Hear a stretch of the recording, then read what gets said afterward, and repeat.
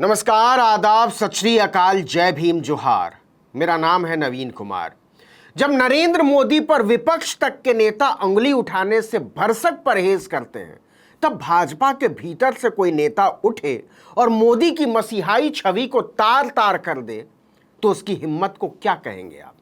उस नेता को मोदी शाह की जोड़ी ने बार बार नीचा दिखाने की कोशिश की, ठिकाने लगाने की कोशिश की, लेकिन बावजूद इसके वो तना रहा, मिटा दिए जाने की फिक्र किए बगैर।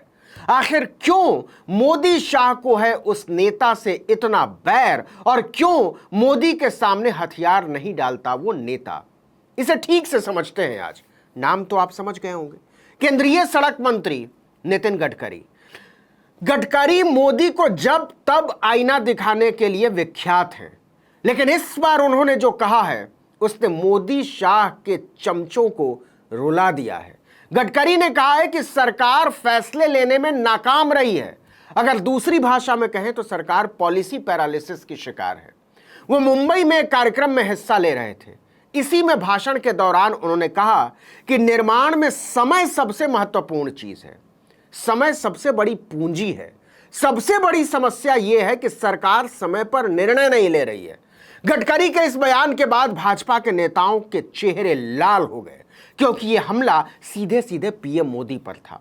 पानी पानी हुई भाजपा जैसे तैसे यह कहकर अपनी जान बचाने में जुट गई कि गडकरी का बयान किसी विशेष सरकार के लिए नहीं था, बल्कि सामान्य रूप से सरकारों के लिए था, मतलब सभी सरकारों के लिए। लेकिन बात जहां पहुंचनी थी वहां पहुंच चुकी थी कि गडकरी किसके बारे में कह रहे हैं कि समय से फैसले नहीं लिए जा रहे हैं। गडकरी ने टीवी चैनलों पर फैलाए जा रहे इस गप की मूर्ति को बिखेर दिया था कि मोदी 18-18 घंटे काम करते हैं। लेकिन गडकरी यहीं नहीं रुकते। मुंबई में यह बोलने के बाद वो नागपुर के कार्यक्रम में पहुंचते हैं। वहां भाजपा के विकास और विस्तार पर बात करते हैं। लेकिन गडकरी गलती से भी न तो मोदी को इसका श्रेय देते हैं और न ही अमित शाह को। सत्ता में भाजपा के उदय के लिए वो केवल 3 नेताओं को श्रेय देते हैं: अटल बिहारी वाजपेयी, लाल कृष्ण आडवाणी और दीनदयाल उपाध्याय। लाल कृष्ण आडवाणी ही वो शख्स थे जिन्होंने गुजरात के कत्लेआम के बाद वाजपेयी की भारी नाराजगी के बावजूद मोदी की मुख्यमंत्री की कुर्सी बचा ली थी। लेकिन आडवाणी पहले नेता थे जिन्हें नरेंद्र मोदी ने प्रधानमंत्री बनते ही ठिकाने लगाकर मार्गदर्शक मंडल में डाल दिया था। 1980 में मुंबई में भाजपा के सम्मेलन में वाजपेयी के भाषण का जिक्र करते हुए गडकरी ने कहा कि अटल जी ने कहा था, अंधेरा मिटेगा, सूरज निकलेगा और कमल खिलेगा। आपको बता दें कि अगस्त के दूसरे हफ्ते में 18 अगस्त को भाजपा की सबसे ताकतवर समिति संसदीय बोर्ड से गडकरी को निकाल फेंका गया था। ये वही गडकरी हैं जिन्हें दूसरी बार अध्यक्ष बनाने के लिए भाजपा का संविधान तक बदल दिया गया था। आखिर क्यों गडकरी मोदी शाह की नजरों में इतने चुभते हैं?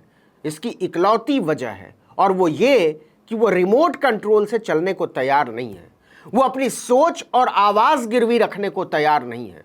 वो विपक्ष के नेताओं के खिलाफ चलाए जा रहे घृणा के अभियान में शामिल होने के लिए तैयार नहीं है।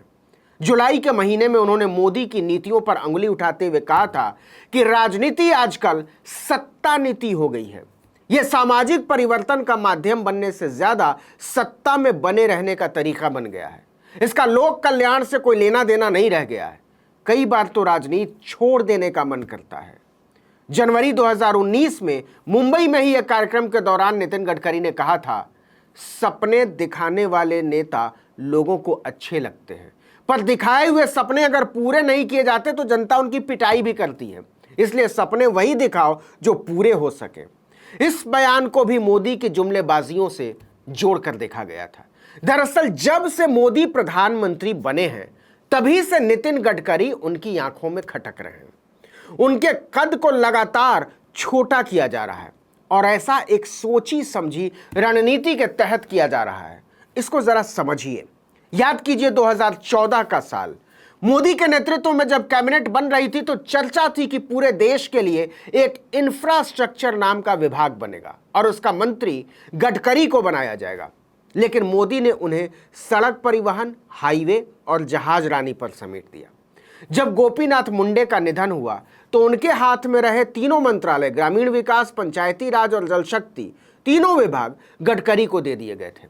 लेकिन कुछ ही समय के बाद उनसे छीन भी लिए गए। वहीं 2017 में भी हुआ। उमा भारती से जल संसाधन, नदी विकास और गंगा मंत्रालय लेकर गडकरी को दे दिया गया।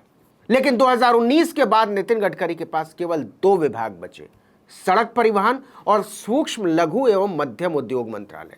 कुछ ही समय के बाद उनसे उद्यम मंत्रालय भी छीन लिया गया। फिलहाल गडकरी के पास केवल 1 विभाग है, सड़क। यह हाल तब है जब गडकरी इस सरकार के सबसे काबिल और कारगर मंत्रियों में गिने जाते हैं।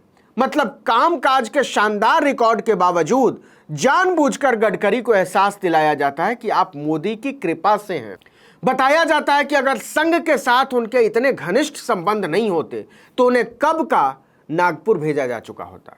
गडकरी से मोदी की खुन्नस को समझने के लिए आपको 13 साल पीछे लौटना होगा, जब गडकरी को बीजेपी का राष्ट्रीय अध्यक्ष बनाया गया था। साल था 2009। नरेंद्र मोदी बीजेपी के इकलौते मुख्यमंत्री थे जो उन्हें बधाई देने दिल्ली नहीं पहुंचे थे। याद कीजिए, 2009 से 13 के बीच गडकरी पार्टी के राष्ट्रीय अध्यक्ष थे। इस दौरान नरेंद्र मोदी गुजरात के मुख्यमंत्री थे। गडकरी ने अध्यक्ष के तौर पर नरेंद्र मोदी के कट्टर विरोधी माने जाने वाले संजय जोशी को ताकतवर बना दिया था। नरेंद्र मोदी को संजय जोशी फूटी आंख नहीं सुहाते थे।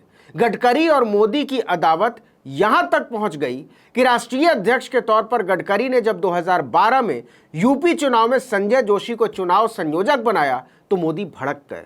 वो उत्तर प्रदेश में चुनाव प्रचार करने तक नहीं पहुंचे।